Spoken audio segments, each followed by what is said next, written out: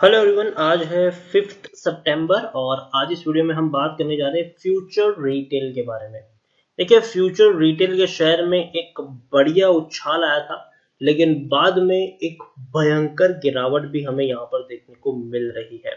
112 रुपए के ऊपर ये शेयर पहुंच चुका है, तो बात करना बनता भी है कि आखिर फ्यूचर रिटेल के शेयर में खरीदारी करने का क्या ये सही मौका है कि नहीं, और वजह क्या है। आखिर ये शेयर, जहां लोगों का अनुमान था कि जैसे ही रिलायंस और फ्यूचर की डील हो चुकी है, कंफर्म होने के बाद तेजी आई और एकदम से ऐसी गिरावट क्यों आ गई, काफी लोग इसके बारे में जानना चाहते थे। तो जरूर इस वीडियो में हम उसके बारे में बात करेंगे, आखिर गिरावट क्यों आई है और फ्यूचर रिटेल के शेयर में अभी खरीदारी करना कितना सेफ है।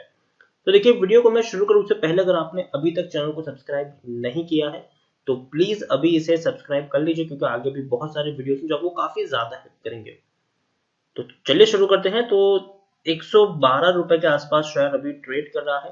पिछले एक महीने की बात करें तो काफी ज्यादा उठापटक देखने को मिली है। 2.5% का ग्रोथ अभी भी है, लेकिन आप देखिए 99 रुपए के ऊपर शेयर था, तेजी आई, फिर वापस गिरावट आई और यहाँ पर जब शेयर 117 रुपए के ऊपर था तब डील की अनाउंसमेंट होने की तैयारी थी। और जैसे ही अनाउंसमेंट हुई थी, एक ही झटके में शेयर 20% की रैली दिखा देता है, लेकिन उसके दूसरे ही दिन इतनी भयंकर गिरावट आती, पिछले 4 सेशन में वही 160 रुपए से भी ऊपर ट्रेड करने वाला शेयर आज 112 रुपए तक पहुंच जाता है। मतलब 50 रुपए टूट चुका सिर्फ 4 सेशन में ये शेयर। तो काफी बड़ी ये गिरावट हमें देखने को मिली है और काफी लोग सोच भी रहे थे कि जहां पर हम लोग उम्मीद कर रहे थे कि इस डील के बाद फ्यूचर रिटेल का शेयर हमें 200 रुपए तक ट्रेड करता हुआ देखने को मिलेगा, तो आखिर इतनी बड़ी गिरावट आखिर यहाँ पर क्यों आई। रीजन ये है कि आप देखिए, न्यूज की कुछ इस तरीके से है उसकी कि शेयर ऑफ फ्यूचर रिटेल में 10% का लोअर सर्किट लगा था, क्योंकि the fall comes after the foreign portfolio investors sold. FPI जो है, उन्होंने भैया 9.5 बिलियन इक्विटी शेयर्स जो थे उसको एक ही झटके में, ये जो तेजी आई उसका फायदा उठाया और एक ही झटके में एक बहुत बड़ी जो होल्डिंग थी उनकी 9.5 मिलियन की जो इक्विटी शेयर्स थे वो एक ही झटके में ओपन मार्केट में बेच दिए उन्होंने।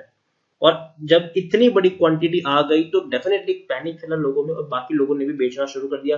The world largest Soviet wealth fund, the government pension global fund, sold 9.5 million shares.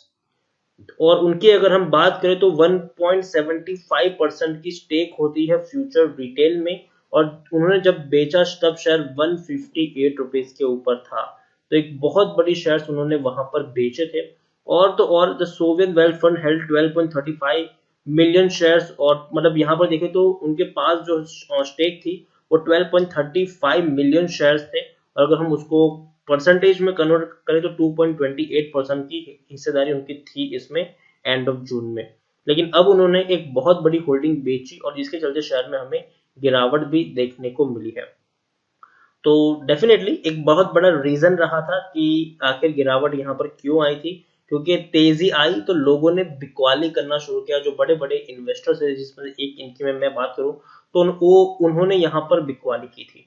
यहाँ पर देखिए, अगस्त 29 को Reliance industries and future enterprise ने अनाउंस किया था डील को, कि जिसमें रिलायंस रिटेल अक्वायर कर रहा है उनका रिटेल एंड वेयर हाउस, उसके साथ साथ logistic and warehousing business, इन सबको ये लोग अक्वायर कर रहे हैं। और डेफिनेटली काफी पॉजिटिव चीज थी और उम्मीद की जा रही थी कि यहाँ से एक बहुत बड़ी इनको रैली दिखा सकता है ये शेयर। अब देखिए, फ्यूचर एंटरप्राइज ने अपने सारे के सारे जो बिजनेस है, जिसमें बिग बाजार है, फूड हॉल है, एफबीबी है, इजी डे है, नीलगिरीज है, सेंट्रल एंड ब्रांड फैक्ट्रीज जो है, वो सारी की सारी जो है वो रिलायंस इंडस्ट्रीज को चली जाएगी, रिलायंस रिटेल को चली जाएगी, सारे के सारे इनका जो बिजनेस है वो। फ्यूचर रिटेल की अगर मैं बात करूं तो 6,095 करोड़ के आसपास का इसका मार्केट कैप है। मिड कैप शेयर है ये। एनएससी में देखें तो 27 से 28 लाख के आसपास का वॉल्यूम ट्रेड देखने को मिला है। शेयर होल्डिंग की बात करें, प्रमोटर के पास 41.73% की होल्डिंग है, एफआईएस के पास 10.98% की होल्डिंग है, म्यूचुअल फंड के पास 3.60% की होल्डिंग है, इंश्योरेंस कंपनी के पास 0.04% की होल्डिंग देखने को मिली है। लेकिन अब पूरा का पूरा जो गणित है वो शायद बहुत जल्दी अपडेट हो जाएगा। जो होल्डिंग यहाँ पर है वो बहुत जल्दी चेंज भी होती हुई आपको देखने को मिल जाएंगी। फ्यूचर रिटेल की मैं बात करूं तो फ्यूचर रिटेल में अभी इनकी टेक्निकल रेटिंग जो है वो न्यूट्रल हमें दिख रही है।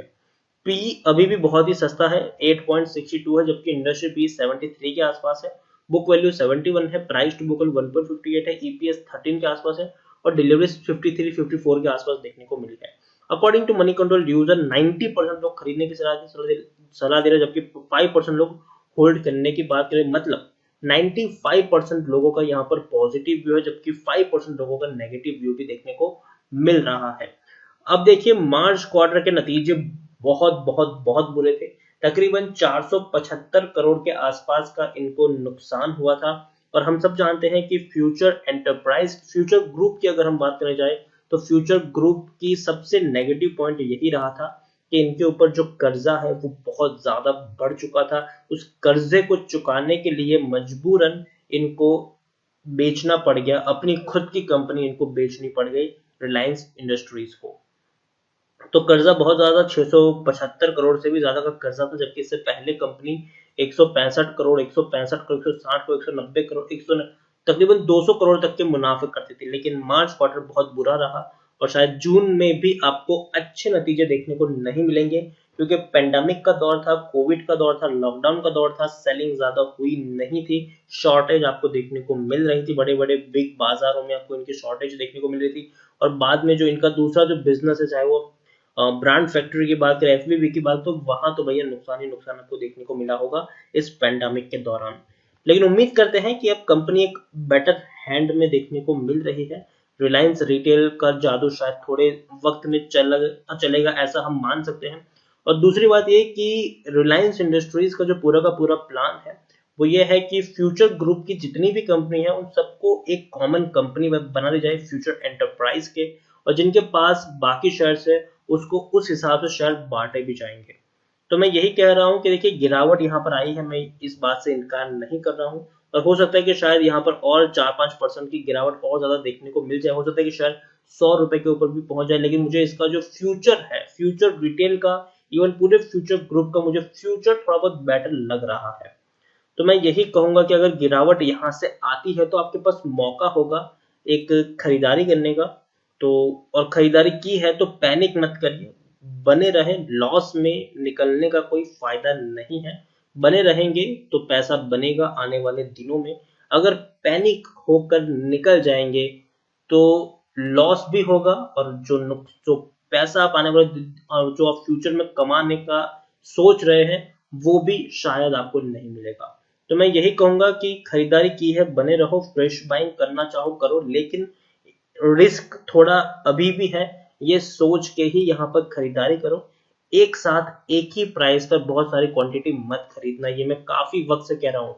जब से मार्केट क्रैश होना शुरू हुआ है कोविड के चलते, तब से मैं आपको एक चीज को हमेशा कह रहा हूँ, हर वीडियो में मैं अपनी ये चीज रिपीट करता हूँ कि एक साथ एक ही प्राइस पर बहुत सारी क्वांटिटी मत खरीद लो। ये सोच के खरीदारी करो कि आपको एवरेजिंग करने की जरूरत पड़ेगी, शेयर में गिरावट आएगी, आपके पास पैसा होना चाहिए एवरेज करने के लिए, तो आपको एवरेजिंग करने की जरूरत पड़ेगी ही पड़ेगी। तो ये सोच के आप यहाँ पर खरीदारी करिए कि अगर थोड़ी गिरावट आए तो आपके पास पैसा होना चाहिए कि आप थोड़ी और क्वांटिटी ऐड कर सके।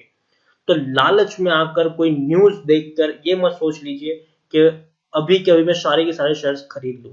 जरूर मौका है आपके पास, अगर आपको 100 शेयर खरीदने हैं पहले 20 क्वांटिटी ऐड करें, वेट करें, अगर गिरावट आती है थोड़ी और क्वांटिटी ऐड करें। कोई मौका छूटा नहीं जा रहा है, किसी भी शेयर्स में कोई भी मौका छूटा नहीं जा रहा है।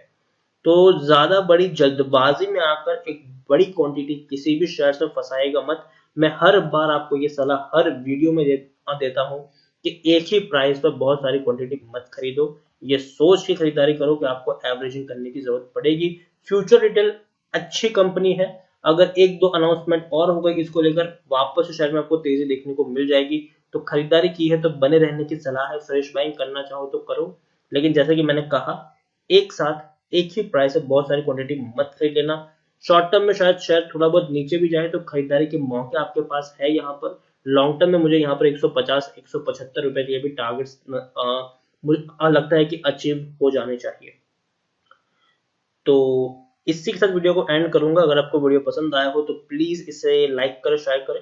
और फ्यूचर रिटेल के बारे में और हाल फिलहाल में ये जो डील हुई है फ्यूचर ग्रुप की और रिलायंस इंडस्ट्रीज की, और जो कंट्रोलिंग स्टेक अभी रिलायंस इंडस्ट्रीज के पास इनके आ सकते हैं, उसके बारे में आप क्या सोचते हैं वो भी आप मुझे कमेंट में लिखकर बता सकते हैं। Thank you.